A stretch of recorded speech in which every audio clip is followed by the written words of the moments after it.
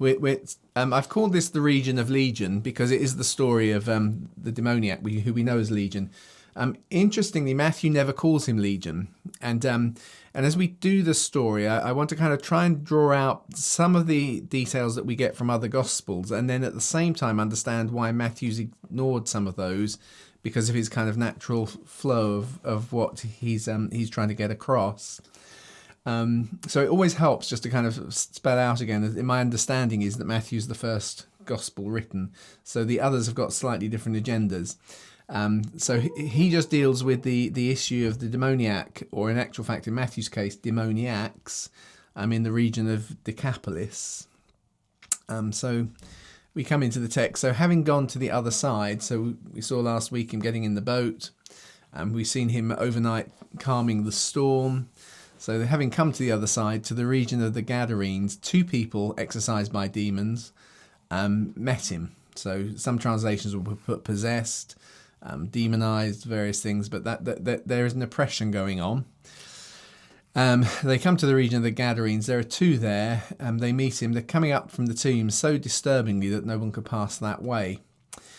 And again, this is my kind of translation, and I'm not a Bible translator. I work with various tools to kind of come up with these things, but I've highlighted there. This is one of these incidents. It appears in Matthew and Luke, in Matthew, Mark, and Luke. But I can remember way back when I first started to teach and preach, and being trained in Ichthus. I remember my dad set us all a challenge. So we were all doing this course, this program, teaching us how to preach, which was to go and compare the passages and to try and understand what was going on. Because if you compare the passages, there are slight differences and the nuances that come out. So in one sense, this is a passage that goes right back to when I first started to kind of do public teaching and preaching. and one of the things that I found that was very difficult to get my head around as we were trying to do this on our own is you read in the commentaries and so on, and they'll say, well, nobody really knows where this happened because the details that are given, when you put them all together, there's nowhere actually like this around the Sea of Galilee, you see. And that's kind of disturbing because it sounds like a made-up story then. But actually, I found it was kind of useful because it helps you to actually read what's written rather than what you assume is written. And as you look at what we try and read carefully what's there, I've tried to sometimes by slightly changing your expectations in the text, I help you to see it differently. That's my way of thinking about it. So I've done that here to some degree. So that the things that you can't find around the Sea of Galilee all put together would be a place with a cliff, a place with tombs, and there was, what's the other thing? I can't remember. There are various of the geographical features, but in actual fact, the text, none of the text actually say that the tombs are there. They're just that the person involved comes out of the tomb, so it's presumably where he lives. And Matthew, you've got a kind of a sense of that coming from the tomb so disturbingly that no one could pass that way, which is a legitimate way of translating the passage. So it's not that Jesus turns up and instantly there's tombs and out comes the guy, but actually the guy is somehow associated with that location, comes out, and you kind of get the sense that this is a more descriptive of the wider process. That people want to stay away from it. That kind of they don't kind of go down those places. And confusingly, Matthew, of course, has two people rather than one. And so because for those kind of scholarship that used to say, well, Mark was obviously written first because Mark's the shortest gospel and it's the roughest written, which is all true. Matthew is a much more elegantly written gospel. It's much more structured, very deliberately. But people who say, well, Mark is written first, then say, well, so Matthew obviously has a thing with his two because he doubles up loads of times. He talks about two demoniacs. He talks about two people who are blind needing healing. And the other Gospels have reduced it to one. And they kind of have various reasons as to why Matthew would do that. It was one of those kind of early things that I discovered, which is actually kind of research in terms of how people do actually publicly speak. It's quite common when you start to tell a story to reduce details down to the things that have the most impact. So Matthew, as he tells the story, has two demoniacs, or two people who are coming out of the tomb. But as time goes on, one of them becomes the focus, and actually it's kind of confusing, and so only one really gets told in the story. And as you look at the dialogue, probably only one of them would have spoken the words that have become famous with this story, "We are Legion," although Matthew never tells us about that incident. He just says they're demonized. And so in one sense, in Luke and in Mark, the focus has come down to the person who actually speaks those words, because their reason for presenting this story has a slightly broader connection, as we'll think about as we get there, than Matthew's does, or it's a slightly different. It has a slightly different reason why it's in the gospel, and actually the statement "We are Legion" becomes more of a hinge point for telling the story. Matthew is telling for slightly different reasons, and so he doesn't mind confusing it in one sense with the fact that there are two people there. They're both involved. Maybe one of them takes the initiative. That's not at all uncommon. If you've ever worked with those who are quite obviously disturbed in a demonic sense, however you want to understand it in terms of oppression or possession, etc., etc. But it's not at all uncommon to find the hangers-on in those senses, those who are somehow messed up in a similar way, in a connected way. So it's not complicated to put the whole story together in such a way as you've got a main character who does some of the speaking, who confesses the legion, and another who is in the circle around with them, and Jesus deals with both of them. So as we kind of work through, just Matthew actually, as we go back, he refers to the region of the Gadarenes. One of the things is you find it's called something different in various Gospels. So Matthew calls it the region of Gadara, Mark calls it the region of Gerasa, and Luke the region of Gergesa, or in some manuscripts it's been changed to just Gerasa. And that was one of these kind of complex, where is this place? We know about the town of Gerasa. We also know about the town of Gadara, the Gadarenes. So those two make sense. We don't know somewhere called Gergesa, but right since the days of origin, it's just been speculation. It's a small village. It's kind of so small that we don't necessarily know where it is. Now, that's not at all surprising. It was only a few years back that Nazareth was actually ever found, and the only reason we ever knew of Nazareth was kind of a couple of references, but nobody knew where it was. Small villages regularly disappear, so it's likely, therefore, that's why eventually some of the manuscripts of Luke have been updated to say the region of Gerasa rather than the region of Gergesa, because people knew where Gerasa was. It's a bigger town, but they didn't know where Gergesa was. So to putting that all those bits together. All of the designations are in a territory that is referred to as Decapolis, the 10 cities. And actually, as you look at that, Gerasa is actually the best known of those 10 cities within the Roman Empire. It's where, on the whole, Roman citizens would know the region by its major city, which is Gerasa.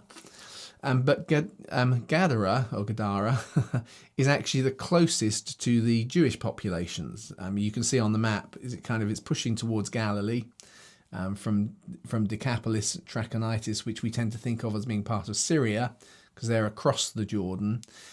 So Gadara is the region that the Jewish population would know well, which is probably why Matthew uses that, because Matthew is probably being written at a time when the church is centered in Jerusalem and Judea. It hasn't particularly crossed over into the Gentile world just yet, as Matthew's gospel is being issued. So he uses the best known town to them, the closest to where Jewish populations live, as his kind of marker. Mark, who the early church tells us was writing his gospel in Rome after Peter has left, and so he captures the stories he's heard Peter tell thousands of times. He captures the same stories that we have in Matthew, but from Peter's perspective now. And he chooses the title of Gerasa because that is the main place that the Roman world is aware of within the town of the region called Decapolis. So it's the one that they would all know. Luke, who is, of course, someone who, as we know, is quite into the detail, may well have chosen a small village and actually kind of use that as a marker, because it actually kind of ties down roughly on the coast where it is. But as time goes on, we find that actually as people don't know that, so it just becomes the region of Gerasa for similar reason to Mark's gospel. Luke probably concludes his gospel writing in Rome, and where Mark has left his gospel already, and so it would make sense if he then amends it and changes and we say it's the region of Gerasa. So it's one of those kind of interesting little things where a classic sort of how do we understand these? There's no places where there's a cliff, there's no places where there are tombs on the, where is this place? But actually, even here, and what place is it? As we put them together, you start to kind of get an understanding of the background, and it makes us, it helps us to see the themes and agendas kind of coming through. So just keep going. Oh yeah. Both Matthew and both Mark and Luke have, of course, the guy confessing we are legion. And there's, right from the early church days, there has been a kind of a connection with the Roman legions based around Decapolis. And that there's something in the telling of the story, particularly perhaps in Luke, but probably Mark as well, which has a certain dimension of spiritual warfare to it. And it's worth mentioning that. So the region of Decapolis, which is of course Latin for 10 cities, was actually a very good recruiting ground for the Roman legion, because it has a lot of Roman citizens in it. In a way that Galilee doesn't have so many. To be a legionary, you actually had to speak Latin, unlike an auxiliary. So the Roman army has got two classes of soldier, legionaries and auxiliaries. There are often thought to be about 28 legions, but actually the numbers vary a little bit as time and so on goes on. It's much more complicated to work out exactly how many there were. A legion is around anything from 5,000 to 6,500 soldiers. They have to be citizens. They have to speak Latin, and so there was an understanding that there's something of within the Decapolis area which is kind of really hitting at the cultural foundations. Historically, people have thought of the legions as being the I think it's the Lexia something or other, which is based in Jerusalem. But actually, it's unlikely that that's the case. We are aware of a rather obscure legion, which is referred to as the Cohors I Malaria Sagittorium, via a couple of references, which does seem to be based around Decapolis or draw the population from Decapolis. So the only actual member of the legion that we know anything about is a guy who is from Philadelphia, which is one of the 10 cities that defines the region. Josephus actually tells us that it was the legionaries who were recruited in this area who were involved in the siege of Jerusalem. He makes a reference to that. So there's a kind of a sense in which we do recognize that there is a legion based around this region. We've got a good idea, maybe it's this one, but we don't know much about it. We have an individual who we know comes from Decapolis. We know it leaves the region and after the destruction of Jerusalem, after 90 AD. We're not sure, we don't exactly know where it is, but it's probably in this place. So there is probably a sense in which when Luke tells the story, and probably when Mark does a little bit, where there is something about the spiritual dynamic of the power and might and so on of Rome being undermined or being cast out in this story, that they want to kind of get across without being too precise about it and not causing trouble, because it doesn't help, if you're kind of teaching in Rome. To go and be too explicit that the power of Rome is being undermined here. Matthew doesn't have that agenda. He's not really thinking about it. He's telling the story for totally different reasons. I've just thrown this little map up. These are the problem with a map that says here are the 10 cities is the 10 cities probably do change a little bit over time, but given the context of the story, these are likely to be the 10 cities as they're kind of spread out. And you can see that most of them, apart from the one, Scythopolis, are all on what they call the far side of the Jordan. Anyway, that was a rather long introduction to the fact that this story has various kind of things you can draw out of it. So as Matthew goes on, He talks about the two coming out of the tombs, them being disturbing as they come up. And notice that they screamed out, saying, "What do you want with us, Son of God? Have you come here to torment us prematurely?" Or before time, and there's always that issue of what do you mean before the time. So there is a kind of a clear sense in which there is a bigger context going on, particularly in the spiritual sense, and the demonic is kind of is seeing something unfair from its perspective of Jesus turning up right now. Now there was a large herd of pigs feeding far off from them. And I've added in italics, and some demons. The reason I've put the word "some" in there is because the definite article is not the demons, it's just, and demons were begging him. So the Greek is just in this kind of context, and you've got two individuals, there's a legion, there's a whole host of demonic activity that is around them, in them, working through them. And those, in that context, there's something coming out from the demonic about begging, saying, "If you throw us out, let us go into the herd of pigs."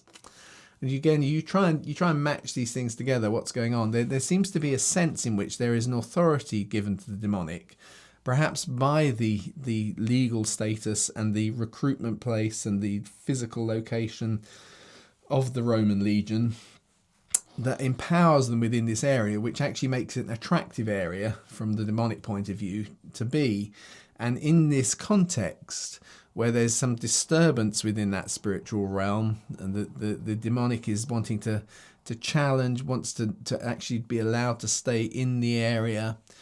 And so some of the demons are begging, saying, "If you throw us out, let us go into the herd of pigs," i.e. stay around here. Go, he told them. That's Jesus now. But when they came out, they went into the herd of pigs. So it's not that specifically Jesus sends them into the pigs, but in the context of this flow, there's something from the demonic about, we don't want to leave, we want to stay around here, we don't mind going into the pigs. Jesus just says go. They come out and they go into the herd of pigs. And now notice how the whole herd of pigs rushed madly down the steep bank and into the sea and perished in the waters. And so there is a permission given within kind of context as Jesus casts these things out. It's always worth to stop and think about them. I'm always a little bit cautious about being too forensic about how the demonic works. Jesus often he instructs us to deal with it, but it's very easy to kind of get obsessed with it and kind of become very mechanical, and then we kind of almost honour it too much as to how we do that and exactly how it works. But there does seem to be some sort of sense here in which the demonic power is able to be there because of human activity, which makes sense. If humanity is given authority on earth, it's being usurped by the demonic, but that actually constrains the demonic to some degree. It works through where we give it permission. And so there isn't much sense if, when you're chucking something out, you haven't got some foundation or legal position to kind of secure that if people's activity is continuing to empower it, it will just keep on coming back. And that's probably the longer term sense in which I think Jesus is operating. So he tells it to go. He doesn't specifically say into the pigs. They've raised the issue of the pigs. It allows them to stay into the area. They kind of hop onto that because they want to stay in the area. But actually, now notice this, says Matthew, actually they go mad. They go mad too. They rush down the steep bank. It's a steep bank rather than a cliff, and into the sea, and they perish in the waters. There's something very destructive within the process. It's very illustrative. And now those doing the feeding fled. Not surprising, those feeding the pigs. They went off into the town. They told everything, including what had happened to those exorcised by the demonic. And notice that all of the city came out to meet Jesus. I'm translating, you'll notice the word notice appears a lot. We often put the word behold, and we just kind of read through it. But it is kind of Matthew's way of kind of highlighting, there's something I specifically want you to notice. Look, notice this. The whole city comes out to meet Jesus. When they saw him, they begged him to leave their region. Now the question is, so why is Matthew wanting us to notice this? If I jump ahead, the incident which Matthew records, which we call the feeding of the 4,000, is back in this area. And this time in the area, people are bringing the sick to him to be healed. On this occasion, right at the kind of perhaps a critical turning point for the region, Jesus has come in, he's addressed something at the demonic level that is related to the wider community, and actually they are disturbed by that. And actually they find it very fearful. Everyone feels it fearful when the status quo is being turned over. And perhaps they understand something of what's going on. There are all the questions that go on in there. And this is a predominantly Gentile region. So they ask him to leave. Oh. So I was just that's right. I was saying the thing we need to remember is this is all in the context. If you go back to the end of Matthew 4, where that's that little summary description of Jesus processing around the region, and how the news of him goes out, tells us about how great multitudes from Galilee, and then Decapolis, the region we're talking about, Jerusalem, Judea, and from beyond the Jordan, they all followed him. And that seems to be Matthew's kind of that seems to be his agenda here. If you're trying to put the Gospels together, one of the things we've noticed is that the order in Matthew compared with Luke is totally all over the place during this period. There is the Sermon on the Mount, and at the end there is the sermon that's given to his disciples as he appoints 12 disciples in this kind of run of events. So chapters 8 and 9 are a whole host of miracles. There are actually 10 miracles here. Then in chapter 10 we have the appointing of the 12, and the first thing that's said in the appointing of the 12 is how Jesus gave them authority to cast out sickness and the demonic. And in between those two sermons, the Sermon on the Mount, which was the foundation of the discipleship that Jesus is calling the disciples to, and then the sermon in chapter 10, which is now him commissioning them to do the same, we have these 10 miracles. And the 10 miracles, if you kind of trace from the other Gospels where exactly they happened, we find they actually match the places that were there in Matthew 4, verse 25, which I can't seem to put up on the screen for you for some reason. If you go back to Matthew 4, verse 25, it says, great multitudes from Galilee. So, we understand Galilee, Capernaum, and so on. Decapolis, that's the region we're talking about now. Jerusalem and Judea, that Jesus tells stories of, there are miracle stories, we'll come to them in the next couple of weeks, that actually, when we trace them in Luke's Gospel, happen in Jerusalem and Judea. And from beyond the Jordan. Well, Jesus is currently beyond the Jordan. He's on the eastern side, which is how they refer to it. He's on the eastern side of the Jordan. So you can see in many ways that what's going on with Matthew is he's still illustrating that summary he gives to this first phase of Jesus' ministry, this first tour, which is really ingraining into the disciples that he's got both the ethical standards by which they're going to live, the challenges of those things, and now giving them an experience of how the demonic is cast out and how the sick are healed, which at the end of this period he's going to commission them to actually do the same. And so in that sense, Matthew's agenda is slightly different. He's highlighting the role of casting the authority he has to cast out the demonic and perform those miracles, which he's then going to commission in Matthew 10 his disciples to do the same, which will then take us into step 2 of Jesus' public ministry. So drawing it all together, hopefully if we can can make sense out of the rather all over the place I've gone today.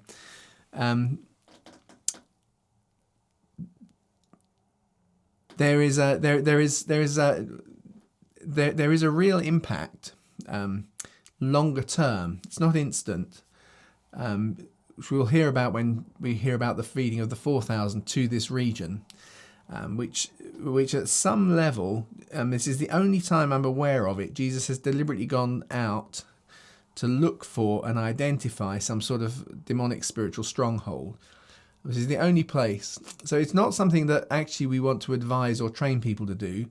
I think in a kind of a simple context, it's much more the way that Jesus most of the time operates the way you see with Paul, which is you spread the gospel, you spread the good news, and occasionally you find the demonic comes to you and you deal with it as you encounter it.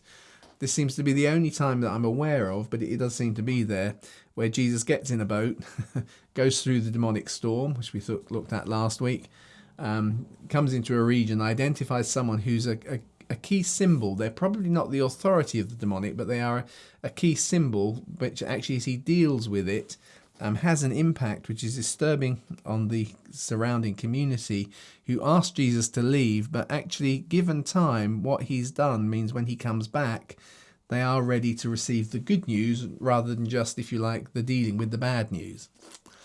So that tends to be how I see this incident sitting there as you put all the pieces together. In Matthew's context, it's an example of the spread of how Jesus' ministry is going out, which he's already summarized in Matthew 4, and an illustration of the things that he's going to commission the disciples to do when we get to chapter 10.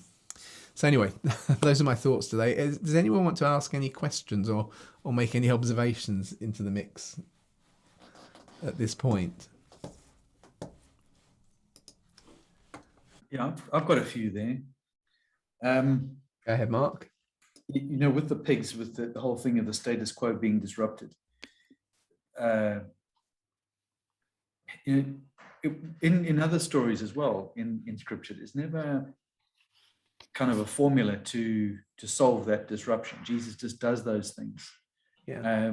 And we see that right through church history, where there's disruption of the status quo, it causes upset. Yeah. And it's almost that it needs to be part of Christian life, that there is this constant ongoing disruption of status quo, which is why the church history books are so thick. Yeah. And you're saying there that those people eventually came around, and about the good news and the bad news, that it wasn't just about this is the bad news, but they were actually prepared to accept the good news. Yeah. And I remember years ago a preacher saying that the thing that offends you most in Christianity will end up being the thing that actually sets you free. Yeah. And that's that whole thing of the disruption. And people may not be saying, well, take us to your leader, or how do I get saved?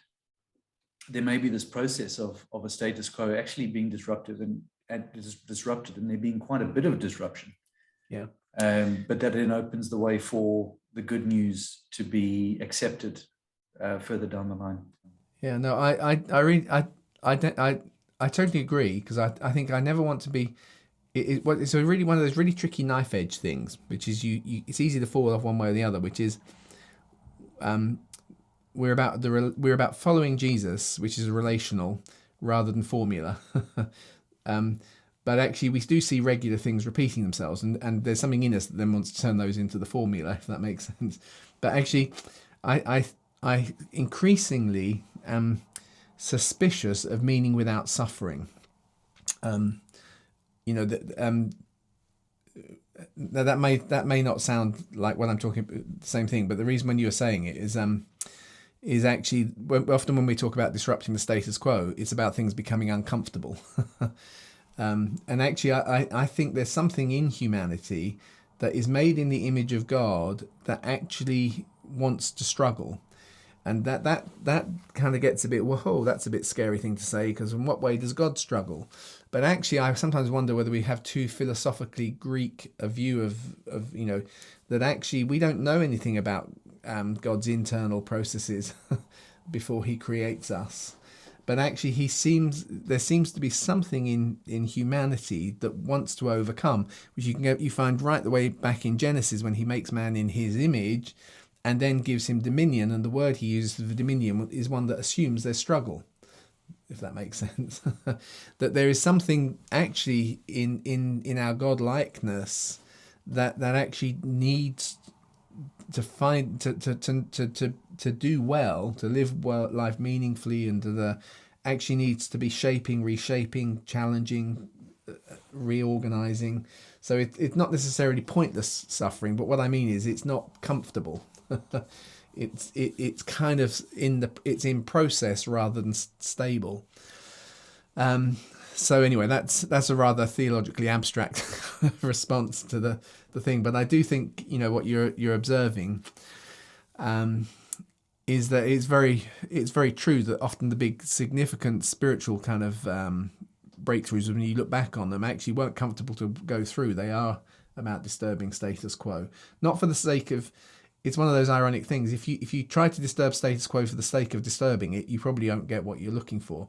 It's when you're pursuing something, you're trying to follow Jesus, that you have to do something that is counter whatever, and it doesn't always get the response that you want in the initial sense, but sometimes that's an important phase to go through if you're going to come back and feed the 4,000.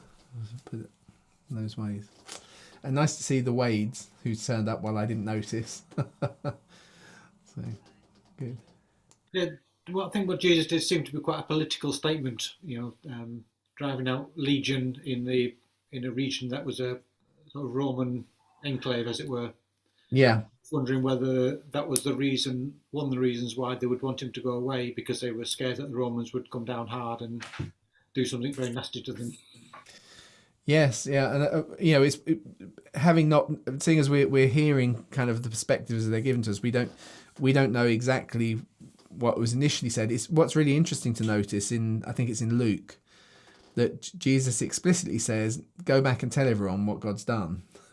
Whereas, just if you go back to the miracles a couple ago in Matthew, Jesus is saying to people, "Go and show the priests, but don't tell people what God's done."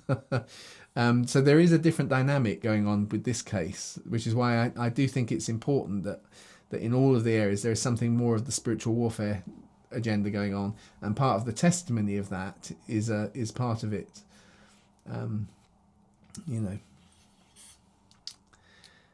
Good. Christian, I do have a question, perhaps a slightly more unusual question. Why pigs? Why did Jesus say that? I mean, Jesus is the creator and all the rest of it, knowing that the pigs are going to go off the cliff and die. And why did he even have to cast them into a being? And well, as I said, he doesn't actually cast them in any of the texts. He tells them to go. So they go, and that's why I highlighted in Matthew. It's the demonic that's saying we don't want to leave the area. Can we go in the pigs? Can we go in the pigs? Jesus doesn't explicitly stop them going into the pigs, and they go into the pigs. So I think that, and I think in terms of the illustrative power, it's clearly you couldn't get more non-Jewish than a pig if you think of it like that. So in one sense, there is a simple sense in which this story is very illustrative of the fact that Jesus is now beginning to move from his Israeli roots into his Gentile future in that kind of a sense, and there is something therefore. The fact that it's pigs and they kill themselves is actually demonstrating Jesus' authority into something wider. But I don't think that Jesus has a dislike hugely. He speaks in his vision to Peter about don't call unclean what God's called clean. I don't think he's got a thing where he just wanted to hurt the pigs. I don't think he explicitly. I think he casts them out of the man, and they've already raised the issue of can we go into the pigs. He's effectively, by not actively stopping them, he is implicitly allowed them to, but that's very different from kind of taking it from here and putting it in here. I don't know if that's helpful or not. But those are the kind of questions which I think are always worth playing with. Particularly in your prayer life, and you kind of not where you're straining for an answer, but where you raise it with the Lord and ask Him to show you things, because sometimes you see and you get a feel of some sort of level of deeper truth as you have those discussions. Is the implication then that the demonic needs to be within a living being in order to stay in the area? You see, that's probably where I start to kind of think, okay, I think there are lots of potential implications. My kind of reading of all of scriptures is that often we see the things being dealt with, but we are not given too much detail as to how those things operate. Now, you get a lot of how those things operate in the Jewish rabbinic writings, but Jesus hasn't endorsed those for us. So I think it plays into some sort of fascination with us, if that makes sense. It's kind of perhaps one of those better things to stay focused on Jesus and deal with it when it comes than to get too clever about exactly how the authority works here and how this works.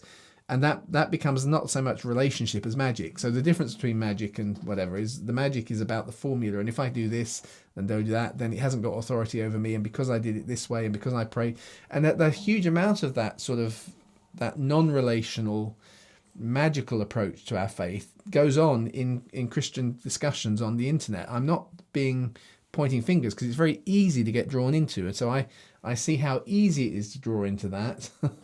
And so rather than sit there and wag fingers, but actually, so I've been following sorry, now I can get good. I just used a bad word.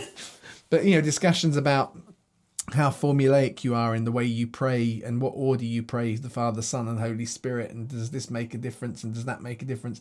Once you get into that levels of kind of formula, you are dealing with magic, not relationship, if that makes sense. And Jesus is very gracious. He deals with it. Abraham goes to meet God in a grove. Well, that's what all the pagans do. Abraham has the same pagan habits, and God meets us in them, and but we mustn't confuse the fact he meets us in them for the fact that God is endorsing them, if that makes sense. And so I think that some of you find there's a huge amount of developed demonology in the intertestamental Jewish literature and talked about by the rabbis and naming the angels correctly. And if you say it the wrong thing and you say the right thing, then it works and so on. And that's what he's trying to save us from. Or that's when I say not the only thing he's saving us from, but that's something that he's released us from, that we focus on our relationship with him and we try and deal with those things out of that. I think that one of the beautiful things is that we have a God who, whether we know the magic words or the sequence or the formula, we can cry out to him in our need, and he will deal with it for us. And how he does it, well, let the theologians have an argument about that. It works. Yeah, although it's not quite the same, Stephen. I think because I take that approach. I take similar view, Stephen. That's the point. But I'm saying but when Jesus says to Jeremiah, when God says to Jeremiah, I'll watch over my word to perform it.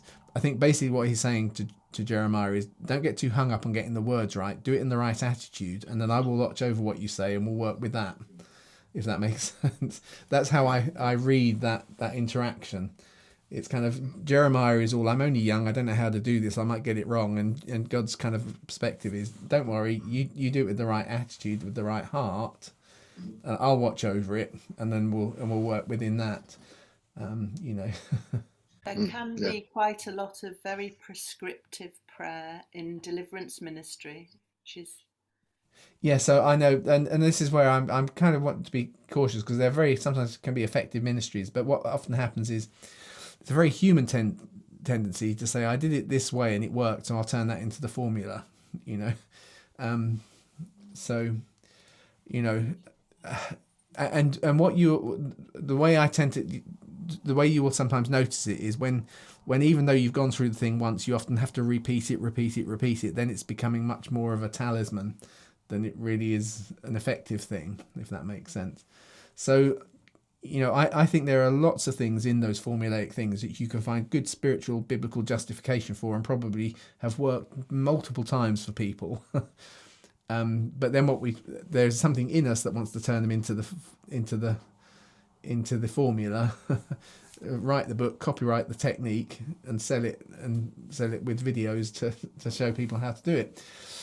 I'm sorry that you can call me cynical. I'm I believe those are real believers, and they've done lots of useful things because God is so gracious in all of that. But I suspect that there's more of that going on than they would care to admit.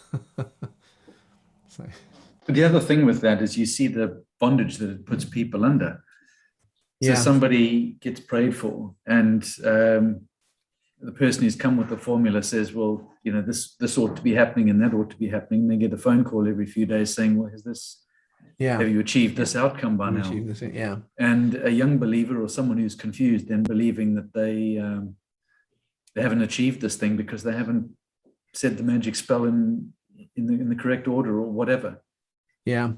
And I've seen that a Yeah. lot, unfortunately. Yeah, put on the No. armor of God, Yeah. And and the thing is, almost all of these things have been born out of something that has some useful things in it. So, like I used that verse about I'll watch over my ward to perform it. I think the Lord meets us with grace in all of those mixes. So very often things will kind of work, but it's just I'm always a little bit suspicious of trying to reduce it to that, because pardon? I suppose it's something to watch. Yeah, and not, we all will do it from time to time. It's much easier to have, to have the things we're familiar with and so on. And actually, when we talk about what does it mean to be relational, actually, I have formulas that I use when I'm talking with my wife about things. That doesn't stop it being relational, but it does mean that it's not actually the foundation of our relationship. It's just a manifestation of the moment of how our relationship is working. So I won't kind of expose us by kind of, but we have all sorts of little phrases that mean something to us in our kind of a context, the ways that I've learned to say things because I know that she'll understand them better if I say them that way. But that we can't reduce our relationship to that. And we can't formalize it either, because if we formalize it that way, it will become very stale. But we still have those moments. So we will probably have things like that in our relationship with Jesus. That's fine in it, but just don't reduce it to that, and don't make that the formula. Good. Ritual can be a good place to meet, actually, can't it? Yes, no, it can. There are patterns of doing things that do bring us something. No, and as someone who teaches the sort of psychology of stuff, there's an interesting tension within that culture is extremely good at bringing very complex things to give them some shape and order. I'm not sure who that is, but it is recognizing its limits. So in other words, it's very useful to embed wisdom in culture.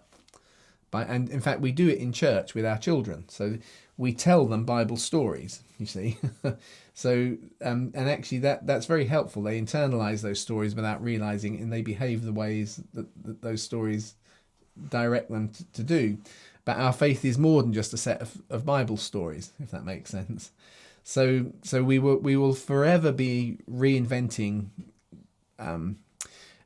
It's not that the culture is wrong; it's just that culture changes, and that in one sense, is well illustrated by the Jewish culture that God gives His people, or the Israel. He speaks into them in a moment with something that's a bit rigid, but has actually made the Ashkenazi Jewish population the most successful population that's ever lived on the planet, in terms of something like 60% of all Nobel Prize winners have come from this tiny little group of people. Economically, so that it's a really good culture, but equally it's a little bit restrictive, and actually as time has moved on, actually, if you take the issue of eating pigs, if Israelis had been pig rearers rather than pastoralists, then they would have been a lot less. It turns out, if you look at cultures that do the two, they make the choice. It produces a very different lifestyle. So it's not that there's something intrinsically evil about pig meat. So I can still enjoy my bacon sandwich, but actually it works really well, and similarly, say for instance with the issues around shellfish and so on, what you find is that changes of things like this in a diet. There's been kind of cultural work done now. It actually affects not just what you eat, but actually it affects the way the culture works because of the products you have available. We can't second guess all of the things that God may have had in that, but some of his restrictions on food kept them very distinct. By eating different food, even when they were in exile, they stayed together, because actually eating together is a really fundamental social glue, which means they've gone through all sorts of exiles and persecutions, but always stuck together. But that may not be God's purposes for us as Gentiles. We don't need that so much. So actually what we eat and how we eat becomes less of an issue. But anyway, we're going way off the text now, aren't we? Good. Good. Right. Well, we've gone on quite a bit longer than we normally do. Does anyone want to say anything last bit or make any comments? No. So into chapter 9 tomorrow. Not tomorrow, next week. We'll be into chapter 9 next week. Why don't I, Joe, seeing as you're leaning into the camera, would you just like to pray for us all as we finish?